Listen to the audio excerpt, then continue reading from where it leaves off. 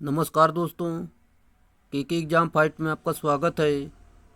कैसे हैं आप सभी? उम्मीद है आप सभी सही होंगे और आपकी यूपी पीसीएल टीजी2 एनपीसीआईएल बार्क आदि परीक्षाओं की तैयारी अच्छी चल रही होगी। दोस्तों, इन सभी परीक्षाओं को ध्यान में रखते हुए हमने इलेक्ट्रिशियन थ्योरी से कुछ महत्वपूर्ण प्रश्नों की सीरीज स्टार्ट की है, जो कि ये सीरीज आपकी टॉपिक वाइज है। आज इसमें हमने डीसी जनरेटर से कुछ महत्वपूर्ण प्रश्नों को लिया है, जो कि दोस्तों अभी तक हमने कुछ प्रश्नों को कर लिया है। अगर आपने उन सारी वीडियो को नहीं देखा है तो वो सारे प्रश्न आप ज़रूर देख लें वीडियो के माध्यम से। चलिए, आपका ज़्यादा टाइम ना लेते हुए इन प्रश्नों की शुरुआत करते हैं। उससे पहले आपसे रिक्वेस्ट है, अगर आप चैनल पर नए चैनल को सब्सक्राइब कर लीजिए और अपने दोस्तों में शेयर कर दीजिए। अगर वीडियो अच्छा लगता है तो वीडियो को लाइक ज़रूर करना। चलिए शुरुआत करते हैं। जैसा कि आज का हमारा प्रश्न यहाँ से दिया गया है 217 से आज हम आगे की प्रश्नों को हल करेंगे। किसी डीसी जनरेटर में प्रयुक्त इंटरपोल की ध्रुवता होगी। Right answer option number B, घूर्णन दिशा के आगामी पोल की ध्रुवता के समान। ये इसका सही उत्तर है। चलिए एक बार फिर से हम आपको बता देते हैं, जैसे कि आपको किसी डीसी जनित्र में प्रयुक्त इंटरपोल की ध्रुवता घूर्णन की दिशा में अग्रगामी पोल की ध्रुवता के समान होगी। इंटरपोल को आर्मेचर के श्रेणी क्रम में संयोजित किया जाता है। अगला प्रश्न, उच्चतम दक्षता प्राप्त करने के लिए डीसी जनरेटर में ब्रशों को रखना चाहिए। सही उत्तर ऑप्शन नंबर बी, चुंबकीय उदासीन अक्ष पर रखना चाहिए। इसका सही उत्तर है। उच्चतम दक्षता प्राप्त करने के लिए डीसी जनरेटर में ब्रशों को चुंबकीय उदासीन अक्ष यानी एमएनए पर रखना चाहिए। इस प्रभाव के कारण आर्मेचर के घुमाव की दिशा में एमएनए जीएनए से फाई अंश खिसक जाती है तथा एमएनए खिसक जाने के कारण ब्रशों पर स्पार्किंग होने लगती है।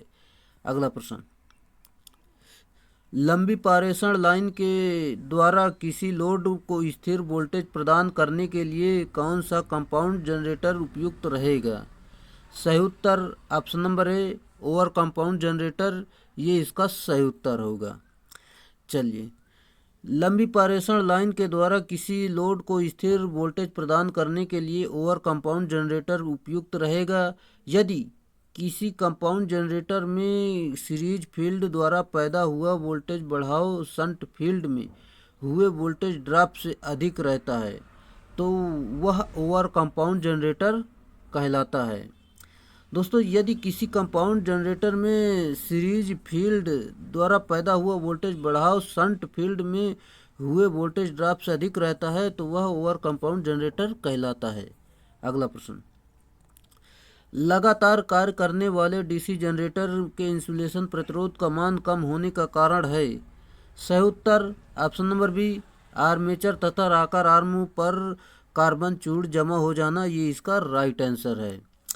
चलिए हम एक बार आपको फिर से बता देते हैं, जैसे कि लगातार कार्य करने वाले डीसी जनरेटर के इंसुलेशन प्रतिरोध का मान आर्मेचर तथा राकर आर्म पर कार्बन चूड़ जमा हो जाना और कार्बन चूड़ जमा होने के कारण उसका क्षरण होने लगता है।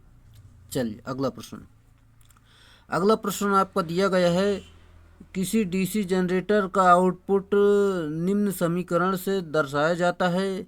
सही उत्तर ऑप्शन नंबर बी, ई बराबर वोल्टेज प्लस आर्मेचर धारा गुणे आर्मेचर प्रतिरोध। ये इसका सही उत्तर है। चलिए और अधिक जानकारी देखते हैं, जैसा कि यहाँ पर दिया गया है। यहाँ पर देख सकते हैं ई बराबर तो ई विद्युत वाहक बल आप सभी लोग जानते हैं, जो कि दिया गया है किसी डीसी जनरेटर का आउटपुट। ये फार्मूले से आप यहाँ से दोस्तों काफ़ी सवाल बनते हैं, ये फार्मूला आपको याद रखना बेहद ज़रूरी है।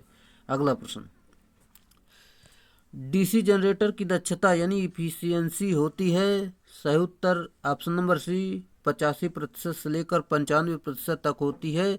ये इसका सही उत्तर है।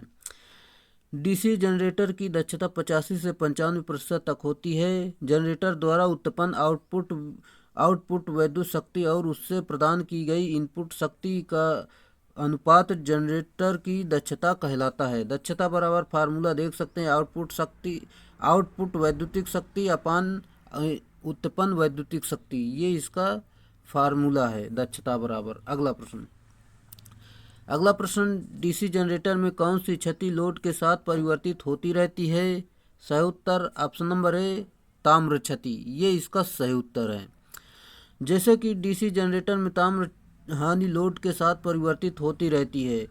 इसके अंतर्गत आर्मेचर हानि तथा ब्रश हानि सबके प्रतिरोधों के कारण होने वाला वैद्युतिक शक्ति का अपव्यय ताम्र हानि कहलाता है।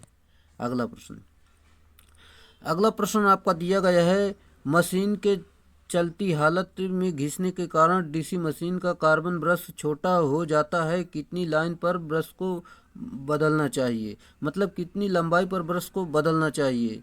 सही उत्तर ऑप्शन नंबर डी, मूल लंबाई का 2/3 अगर हो जाए भाग तो आपको बदल देना चाहिए। चलिए एक बार फिर से बता देते हैं। जैसे कि मशीन के चलते हालत में घिसने के कारण डीसी मशीन का कार्बन ब्रश छोटा हो जाता है। मूल लंबाई का 2/3 भाग पर ब्रश को बदलना पड़ता है। अगला प्रश्न, निरीक्षण के दौरान किसी डीसी जनरेटर या दिक् परिवर्तक घिसा हुआ पाया जाता है। सैंडपेपर का उपयोग निरर्थक, उसके उत्तम उपाय है। सही उत्तर ऑप्शन नंबर बी, कम्यूटेटर बदल दिया जाए। ये इसका सही उत्तर है। चलिए, निरीक्षण के दौरान किसी डीसी जनरेटर का दिक् परिवर्तक घिसा हुआ पाया गया, सैंडपेपर का उपयोग निरर्थक है, तो सबसे उत्तम उपाय कम्यूटेटर बदल दिया जाए। चलिए अगला प्रश्न आपका दिया गया है, निम्नलिखित में से किसे अनिवार्यता दिष्ट धारा की आवश्यकता होती है? सही उत्तर ऑप्शन नंबर बी, चाल नियामक। ये इसका सही उत्तर है। चलिए, जैसा कि चाल नियामक में अनिवार्य रूप से दिष्ट धारा वैद्युत आवश्यकता होती है, क्योंकि बिना डीसी सप्लाई के यह यंत्र कार्य नहीं करता है।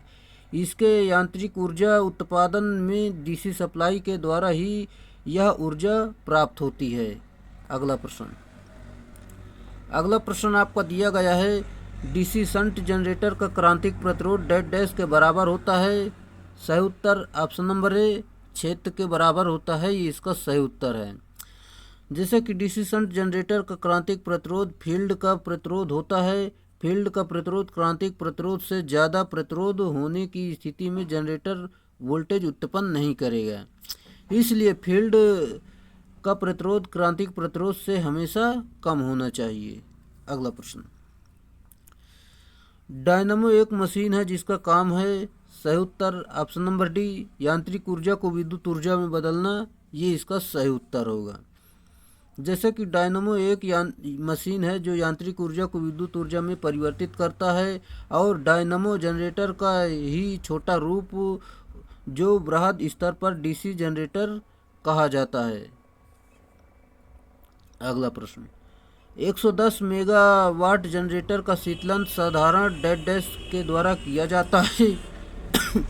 सॉरी दोस्तों, राइट आंसर है ऑप्शन नंबर बी, हाइड्रोजन। ये इसका सही उत्तर है। 110 मेगावाट जनरेटर का शीतलन सामान्यतया हाइड्रोजन द्वारा होता है। 100 मेगावाट से नीचे हवा का प्रयोग करते हैं। इसमें फैन भी लगे होते हैं, लेकिन हाइड्रोजन कूलिंग ज़्यादा प्रभावी होती है। अगला प्रश्न, एक आदर्श डीसी जनरेटर वह है जिसमें वोल्टेज रेगुलेशन डैश होता है। सही उत्तर ऑप्शन नंबर सी, 0 होता है। ये इसका सही उत्तर है। जैसे कि एक आदर्श डीसी जनरेटर वह है जिसमें वोल्टेज रेगुलेशन 0 होता है, अर्थात नो लोड से फुल लोड तक वोल्टेज में परिवर्तन 0 के बराबर होता है। आदर्श डीसी जनरेटर में होने वाली हानि 0 होती है। अगला प्रश्न, एक डायनामो 6 वोल्ट पर 0.5 एम्पियर धारा उत्पन्न करता है, तो शक्ति 6 कितना होगा? सिंपल सा है, वोल्टेज दिया गया, धारा दी गई है। फार्मूला R बराबर V/I होता है। यहाँ पर R बराबर निकाल लेंगे। फिर दोस्तों R निकालने के बाद शक्ति हमें निकालना है। P बराबर V²/R होता है, जो कि यहाँ पर दिया गया। फार्मूले पर मान रखेंगे तो आपका यहाँ पर उत्तर निकल कर आ जाएगा, 3 वाट राइट आंसर होगा। चलिए अगला प्रश्न, कम्यूटेटर के अधिक गंदा होने पर उसकी सफाई की जाती है। सही उत्तर ऑप्शन नंबर डी, पेट्रोल से की जाती है। ये इसका सही उत्तर है। जैसे कि कम्यूटेटर अधिक गंदा होने पर उसकी सफाई पेट्रोल से की जाती है। कार्बन ब्रश हमेशा उसके ऊपर दबाव बनाकर गति करता है और घर्षण से उस पर कार्बन जम जाता है, जिसे पेट्रोल द्वारा साफ किया जाता है। अगला प्रश्न, बड़ी क्षमता वाले जनरेटर में ब्रश किस पदार्थ के बने होते हैं? सही उत्तर ऑप्शन नंबर सी, कॉपर के बने होते हैं। ये इसका सही उत्तर है। जैसे कि बड़ी क्षमता वाले जनरेटर में ब्रश कार्बन का बना होता है, लेकिन सामान्यतः इसमें कॉपर प्लस कार्बन होता है तथा छोटी मशीन हेतु कार्बन ब्रश का प्रयोग किया जाता है। ऐसी मशीन जिसमें बार बार रिवर्सल की आवश्यकता होती है, वहाँ पर ग्रेफाइट का ब्रश प्रयोग करते हैं। अगला प्रश्न, आर्मेचर प्रतिक्रिया किसके द्वारा स्थापित चुंबकीय क्षेत्र का प्रभाव है? सही उत्तर option number B, armature current. ये इसका सही उत्तर है। जैसे कि आर्मेचर प्रतिक्रिया आर्मेचर द्वारा स्थापित चुंबकीय क्षेत्र का प्रभाव है। किसी डीसी मशीन में मुख्य फ्लक्स पर आर्मेचर फ्लक्स का प्रभाव ही आर्मेचर प्रतिक्रिया कहलाता है। यह दो तरह का होता है, जैसे कि क्रॉस मैग्नेटाइजिंग प्रभाव और डीमैग्नेटाइजिंग प्रभाव। ये इसके दो प्रकार होते हैं। अगला प्रश्न, डीसी जनरेटर द्वारा जनित ईएमएफ निर्भर करती है इसकी?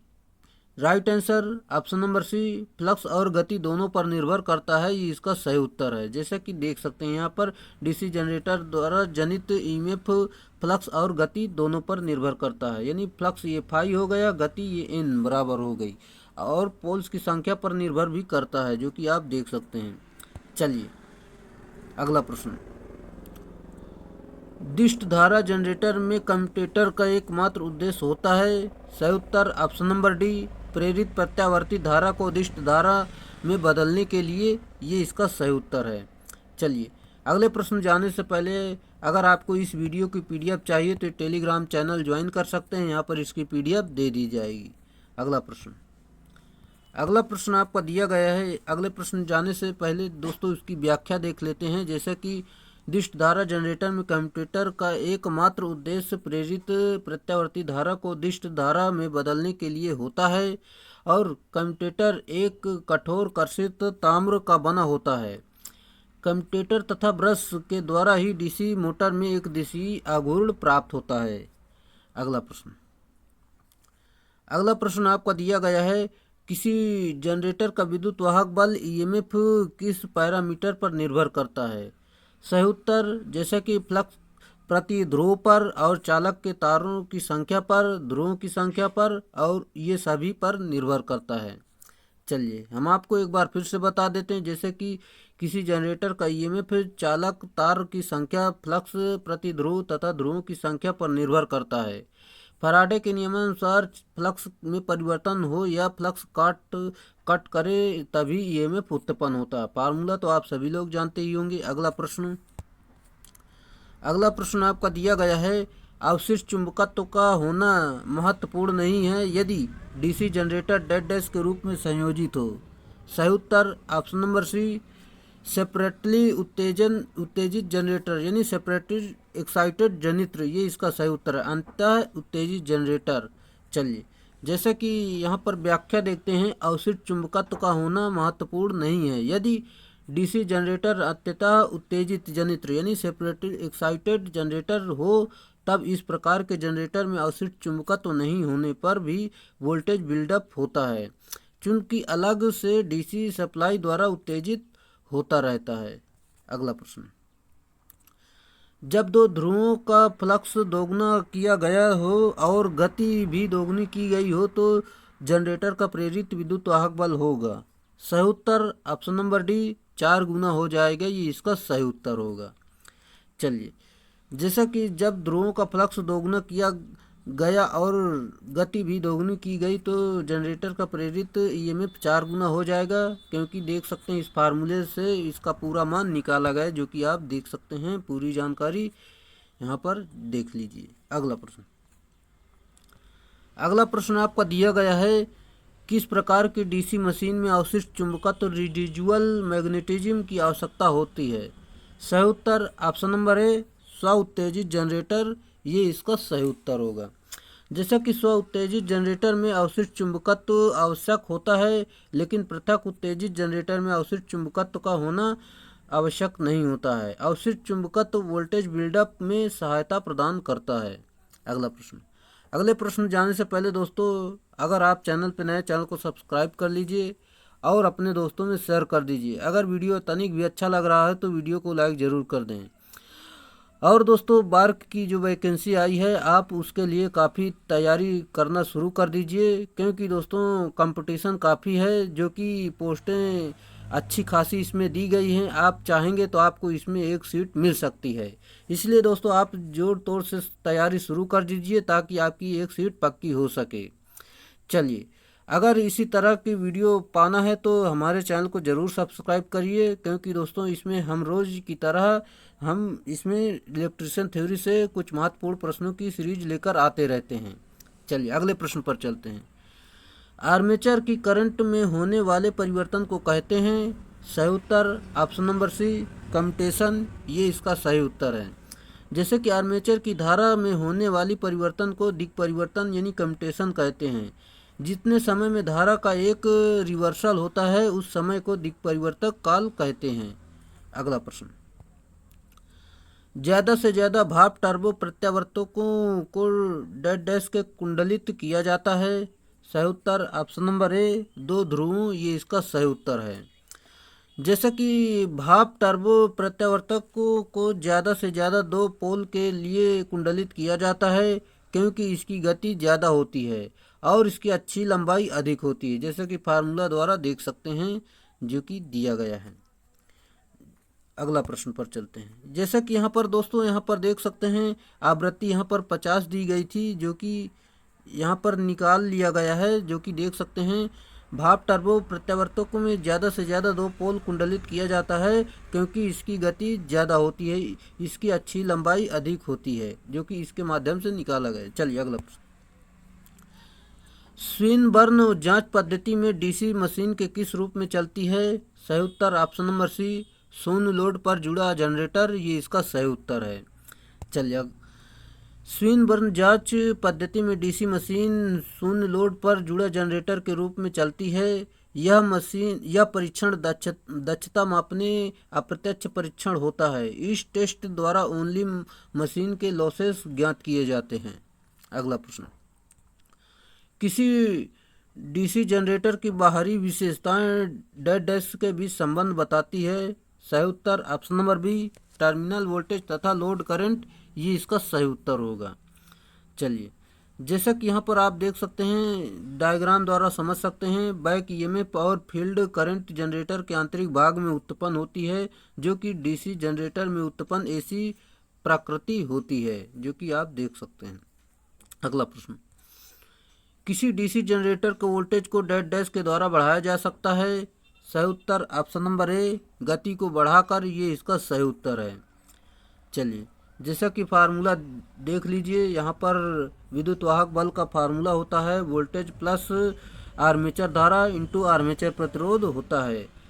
और जनरेटर, जैसा कि यहाँ पर देख सकते हैं, समीकरण फर्स्ट और समीकरण सेकंड से इसको मान लो इसके माध्यम से निकाला गया है, जो कि आप देख सकते हैं।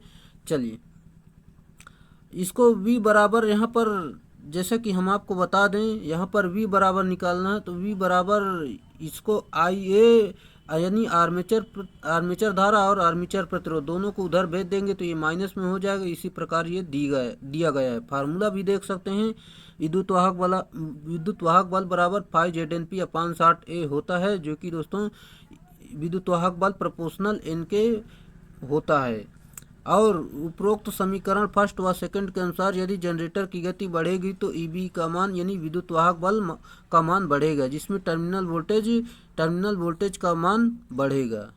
चलिए अगला प्रश्न आपका दिया गया, यदि डीसी जनरेटर का शून्य लोड वोल्टेज तथा पूर्ण लोड वोल्टेज समान हो तो जनरेटर है। राइट आंसर ऑप्शन नंबर ए, लेवल कंपाउंड, ये इसका सही उत्तर होगा। जैसा कि यहाँ पर आप देख सकते हैं, लेवल कंपाउंड जनरेटर का शून्य लोड वोल्टेज पूर्ण लोड वोल्टेज के बराबर होता है और ओवर कंपाउंड जनरेटर का नो लोड वोल्टेज पूर्ण लोड वोल्टेज से कम तथा अंडर कंपाउंड जनरेटर में नो लोड वोल्टेज से पूर्ण लोड वोल्टेज से अधिक होता है। अगला प्रश्न, प्राथमिक वाइंडिंग से होकर जाते करंट द्वारा बना फ्लक्स डैश में ईएमएफ प्रेरित करता है। सही उत्तर ऑप्शन नंबर ए, प्राथमिक व द्वितीयक दोनों वाइंडिंग, ये इसका सही उत्तर होगा। जैसा कि जो करंट प्राथमिक वाइंडिंग से होकर बहती है उसमें कुछ फ्लक्स का क्षरण हो जाता है जिसके कारण प्राथमिक वाइंडिंग में ईएमएफ उत्पन्न होता है तथा बचा हुआ फ्लक्स द्वितीय वाइंडिंग से लिंक करता है जिसके कारण द्वितीयक वाइंडिंग में ईएमएफ उत्पन्न होता है। अगला प्रश्न, किसी डीसी जनरेटर में इंटरपोल फील्ड कॉइल को डैश से जोड़ा जाता है। सही उत्तर option number B, armature winding के साथ सीरीज में जोड़ा जाता है, ये इसका सही उत्तर होगा।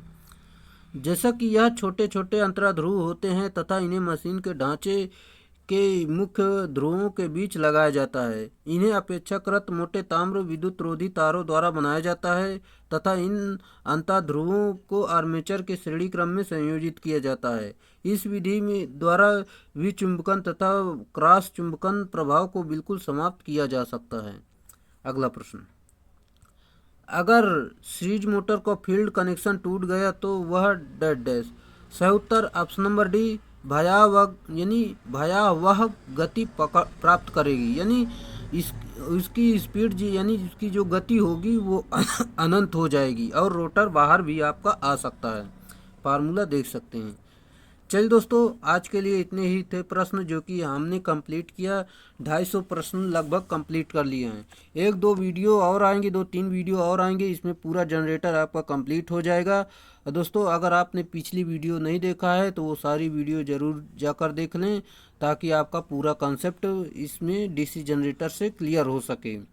और अगर आप चैनल पर नए, चैनल को सब्सक्राइब कर लीजिएगा और अपने दोस्तों में ज़रूर शेयर करें। अगर वीडियो अच्छा लगता है तो वीडियो को लाइक ज़रूर करना है। चलिए, आज के लिए इतना ही रखेंगे, फिर मिलेंगे नेक्स्ट वीडियो में। तब तक के लिए बाय।